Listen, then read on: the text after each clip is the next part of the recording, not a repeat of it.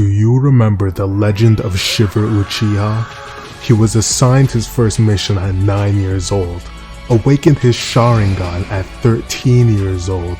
He led a siege against the Cloud Village at 15 years old and became a war hero. And at 16, he participated in the Great Akatsuki War and killed a member himself, until Nindo Gaiden was shut down, and his story was over. Until now. Introducing Arisen, the action-packed sequel to Nindo Gaiden. It's back and better than ever. If any of this interests you, be sure to join my Discord. I'll be explaining how you can get in, and also join the game's Discord, all the links in the description. Now that said, this is as good as a time as any to remind you guys to subscribe to my channel. Now that said, let my new story begin. So I spawn in front of the Leaf Village and I'm immediately gifted a menacing bag of items. Now what was inside this, you may ask? Well, basically I got a kunai and a sickle. Now you're probably wondering, why do you need a sickle in a Naruto game?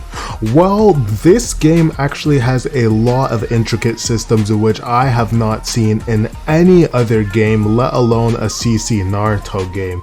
Now whether that be the intriguing water walking system, the skill trees, blacksmithing, and even a whole house system that I'll get to, there's just a lot in this game that is original, and actually so much so that one video would not do it justice. So I think I'll be making this another series. So instead of completely information overloading you guys, I'm gonna be explaining it in real time as I learn the game.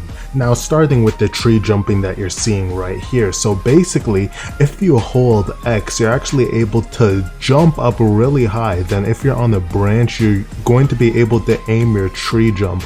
Now it's important to note that this takes a lot of stamina in the game, which is why it's also something you can upgrade in the skill tree. So everyone will have their own builds. So you already know me, they call me the Combat Log King. So yeah, I will probably be using a track star build. So after failing at tree jumping for literally 30 minutes, we decided just to walk the rest of the way. Now we were going to this vendor and he was going to give us some important supplies I'll need for the start of my ninja journey. Now the problem was there was this big lake. So he teaches me how to water walk. I say it's simple enough, then immediately fail embarrassingly. Now that upset aside, I tried once more and yes, I did fall again. Now this how it actually worked in the game was every time you'd walk on water, you'd hear this little chakra sound, and then you'd have to press G on your keyboard to keep you above water. So I got it down the third time. Now it's really cool and adds an element of skill to the game.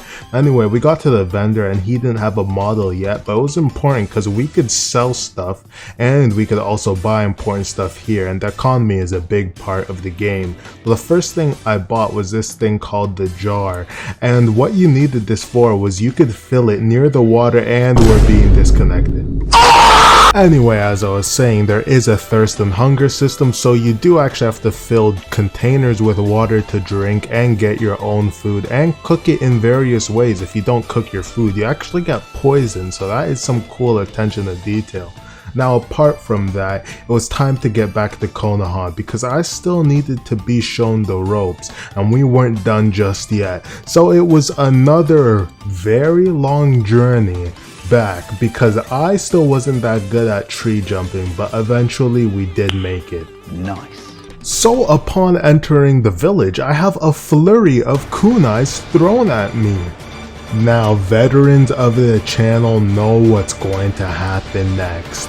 We have a black Air Force wearer on the premises. Yes, you heard that right. We got black Air Force energy right here. So I knew I had to be the first to act. Unsurprisingly, our battle did not last very long. But afterwards, he shows us his house in the leaf, so he kindly gives us the access code to get in. And it's really cool, you can actually give it to your friends, and when they put in, you get teleported. Now this was his house. There's multiple different types of houses that you can get in the game, and they have various prices for various reasons. Now you could even customize these houses, so he showed us that. Now the reason you'd want to customize it is because each part of the apartment apartment will do a different thing. So in right here, you're going to see that he buys a storage. And why you'd want a storage? Because the game is permadeath and people can steal your items. So if you don't want to get your items stolen, you'd have to purchase an apartment or use your friends and store your items there. So when you're out on a mission, or if you're just out and about in the game, you don't run the risk of getting your rarest items and weapons stolen. So then he lights a campfire in the middle of the apartment, which probably isn't the safest thing to do, but campfires are really important in the game because this is where you're going to cook all your food. Now campfires let off a bunch of smoke, and the reason for that is so other players will be able to track you in the middle of the woods if you decide to light up a campfire. So it's really detailed like that, and you have to choose when and where you're going to put one up. You know, you can't let them know your next move. But I wanted a bit of training in the actual combat, so he shows me the basics. I'm practicing the weaving and the heavy hits, and you can also WW and click to slide into your opponent, which will close the gap and can get through their guard depending on what weapon that they're holding out. Now the M1s are really cool because you can actually left click while you're in a combo to weave out of things, but then eventually he just puts me to sleep quite literally. But now it was time for some training with weapons. Now weapons are very hard to come by in this game because you actually need a player blacksmith to make them, and a lot of people don't go down that path in the game, so it's going to cost you a lot of money, and they have durability so they can break as well. Now the weapon combat is interesting because it's a lot of clashing and parrying, and it's harder to weave these. They also have extended M1s, and some, depending on their size, might be slower and do more damage, and I still died there, so you know. Now what's going on right here is a very informal genin exam. Now basically the Sound Village and the Leaf Village are allied, so it was kind of a joint one, and basically all I needed to do to pass was just fight my opponent and prove what I had learned over this time. Now at this point I was decently confident with the controls. They were slightly different from Nindo Gaiden, but it did feel relatively the same. And let me just tell you, you probably can't really tell from just watching it, but this combat is smooth. It's like whenever you get hit or hit someone, you feel like you deserve to hit them, and if you get hit, you can't say, oh wow, that was BS. You know that you straight up messed up and that you deserve to be hit. So that's just something I really like about that combat. Now to make a long story short, this guy had been in the game way longer than me, so I was not able to beat him. But because even though I was new to the game and I was still able to almost kill him, you know, me being a prodigy and all, I still got to become genin. So I got my headband and I put it on, and it's completely randomized its position and color on your body, but luckily enough I was actually able to get mine in blue and on my forehead, so that's actually like really cool. That's like exactly as I would have wanted it, like, you know, dark blue as well, you know, that is my color, so I had absolutely no complaints with that. But I didn't really get the time to admire it because these guys just started going ham and fighting each other.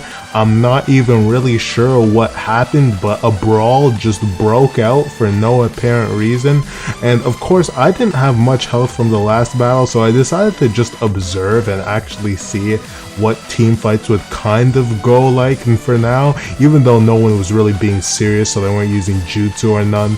But anyway, after we went to the training grounds, and there is actually stats in the game that you have to train, and most of those you train from just actual combat or ranking up within your village, but this specific one was kunai training. So to train your accuracy, basically you had to throw them at these logs right here, and then the closer you got to the middle, the more XP, I'm assuming. but it was kind of tedious because each time you throw it, you have to go over there and pick them up. Now remember what I said about weapons being a hot commodity in this game, so I literally only had one kunai to spare. So anyways guys, I'm over here at this farm, but I won't be showing you guys that today. I think that's enough. Now this was just a basic introduction to the game, and there is a lot more that I need to show you guys. I haven't even really showed you guys the progression, anything jutsu related, and even go into depth with the blacksmithing, because there is just so much to talk about in this game, and I just really wanted to show you guys a basic overview. And if you guys were in Nindo Gaiden, or if you watch my videos, just want to let you guys know that it is actually back. So that's all I really want to do with this video, and thank you for making it this far. I'll see you all in the next one. I can persevere, go forward on my own. There's a bright and shining pure light coming through the darkness of the night. Now I can't help crying for my life. It is endless time that I live inside. Take a closer look as